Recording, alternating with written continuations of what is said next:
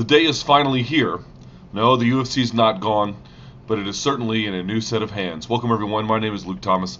I'm the senior editor, of course, at MMAfighting.com. Thank you so much for watching. So here is the news.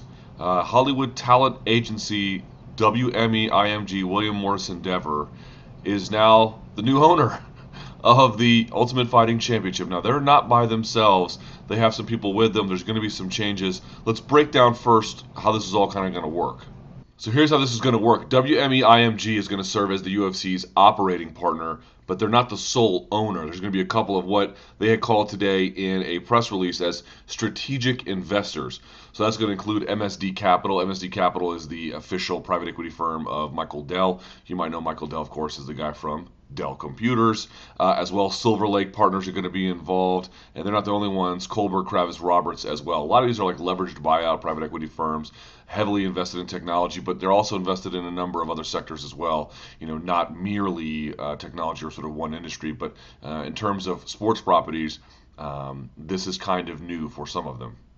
You might be asking, what about Flash Entertainment? You'll recall in 2010, they purchased a 10% stake in the company as well. They're going to hold on to that. They're not going anywhere. So Flash, for whatever it's worth, gets to keep its ownership. Now, UFC President Dana White will be held on. We don't know what kind of role he'll have in terms of ownership, but he will sort of be the president. He will sort of essentially stay in the day-to-day function that he occupies today. The Fertitta brothers are not all the way gone. They're going to keep a tiny portion of the ownership stake. We don't know what that is just yet, but they're not completely removed from this scenario. So keep that in mind as well.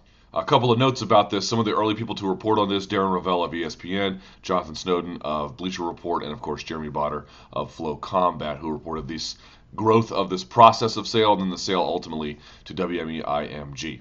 Although it should be noted, last night it was reported both in the New York Times as well as in the Associated Press, and then Dana White confirmed essentially in an interview to ESPN that this was all true. A press release went out early this morning, and of course an email went out to the UFC athletes as well.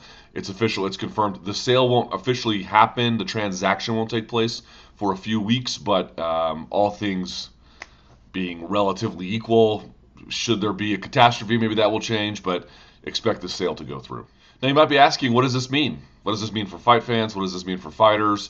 What does this mean for UFC staff? It's really kind of hard to tell, but there might be some things that we should start paying attention to. First, will there be a change in personnel for the UFC? A lot of times when there are these buyouts, not so much in this particular kind of way, but when there's new ownership, when there's new leadership, they will bring in people to which they have expertise. Now you'll notice their Fertittas are not completely going away, and Dana White's staying right where he is.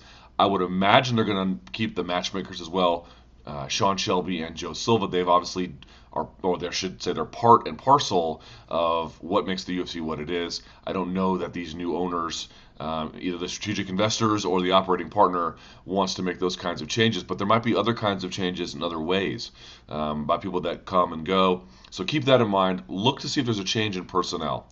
The other thing to think about is, to what extent do they scale up or ramp down different parts of the business, right? So are they going to invest in certain ways overseas like they had talked about? Are they going to scale down certain things locally? I'm hypothesizing it may be neither of those things, but I guess I just mean to say they're coming in here to make money. They want to get a return on their investment. How do they plan to go about doing that? Keeping everything the same?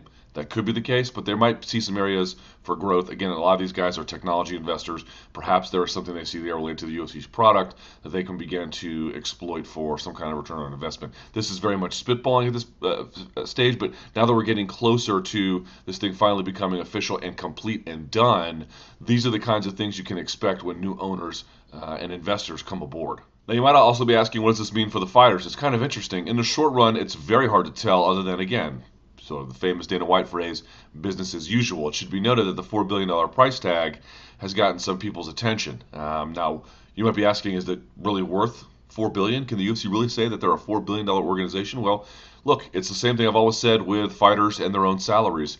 You're not worth some kind of objective price. You're worth whatever you can find someone to pay you. And that's what they did. They found someone to pay them $4 billion. So the question now for fighters, they have to ask themselves as they go forward, as in a few years there's going to be a new TV deal, or at least presumably a new TV deal, and there's going to be all these ways that the company's going to be trying to draw revenue, both in existing ways and perhaps new ones with the new ownership. The fighters might be asking themselves, wow, it's a lot of money. I wonder what I can do to get more of that. I'm not suggesting this is going to be some imminent push towards unionization. I don't think that's very realistic, but I do think fighters are noticing that is an incredible price tag, and they're probably also considering their place in that price tag and how much they're getting and how much they should be getting. For the fans, I really believe that the act of retaining Dana White should comfort you pretty considerably.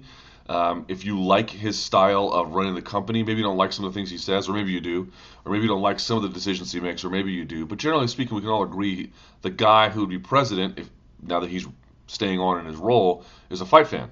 That's kind of what you want. You don't want someone who is unfamiliar with this terrain trying to make decisions based on calculations that have nothing to do with the fans' interests. No one is perfect in that leadership role. There's going to be lots of mistakes, and certainly White has made his fair share of them. Nevertheless, he at least has that core competency about what fight fans are, who they are, I should say, what they want and what they expect. I think if you are worried about what this might mean for your experience, at least in the short run, that should calm some concerns. Interesting to note, some of the UFC fighters are repped by WME. Ronda Rousey, I believe Cain Velasquez, I believe Chris Weidman as well. There may be others too. These are just off the top of my head. There is no law currently prohibiting a promoter from managing a fighter in MMA, although certain state athletic commissions like to enforce those rules. But there's no federal law prohibiting it. So it'll be interesting to see how they get around this or they deal with this in terms of having the controlling share, essentially, of ownership, as well as now managing certain fighters on said roster.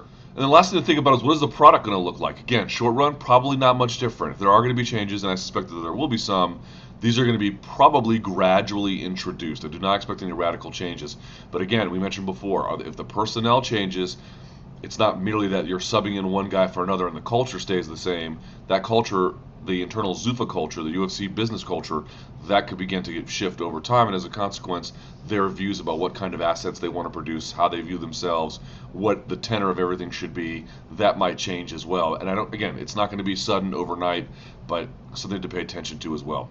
That's really all you can say for this at the current juncture. It's still very early, but these are the things you want to start thinking about as the sale becomes final, as we move into this new era, and we welcome our new overlords. I, for one, do.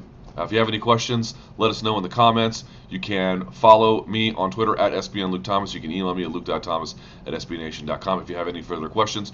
We will be covering the story on MMAfighting.com from now until it's complete and beyond. We thank you for watching, and until next time, hold on to your seats.